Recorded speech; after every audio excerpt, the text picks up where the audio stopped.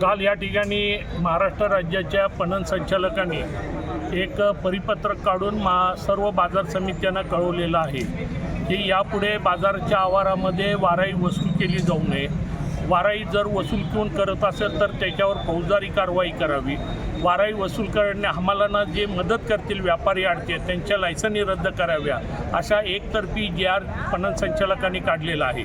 त्यामुळे जवळजवळ सांगली शहरातील 300 वाराई विभागातील हमाल आणि त्यांचं कुटुंब उद्ध्वस्त होणार आहे। त्यासाठी आज आम्ही या ठिकाणी बाजार समितीवर मोर्चाने येऊन निषेध करून त्या परिपत्रकाची होळी करून शासनाला या ठिकाणी निवेदन सादर केलेले आहे। कारण हे परिपत्रक काढत असताना संबंधित माथाडी मंडळाशी, संबंधित हमाल घटकांशी, वाराई कामगारांशी कुठली चर्चा न करता एक तर्फी हा GR काढलेला आहे आणि तो सदरचा GR अन्यायकारक असून त्याचा आम्ही निषेध करतो आणि या ठिकाणी शासनानं येत्या 8 दिवसामध्ये हा GR परिपत्रक रद्द नाही केलं तर संपूर्ण बाजार सांगलीतला बंद करण्याचा आम्ही या ठिकाणी इशारा देतोय। त्यामध्ये आमचे हमाल, तोलाईदार, महिला, माथाडी कामगार सर्वजण या 300 वाराई कामगारांच्या पाठीमागे ठामपणानं राहून हा संप बेमुदत चालू करतील याचा शासनाला गंभीरपणाने विचार करावा आणि हे ताबडतोब परिपत्रक रद्द करावे अशी आम्ही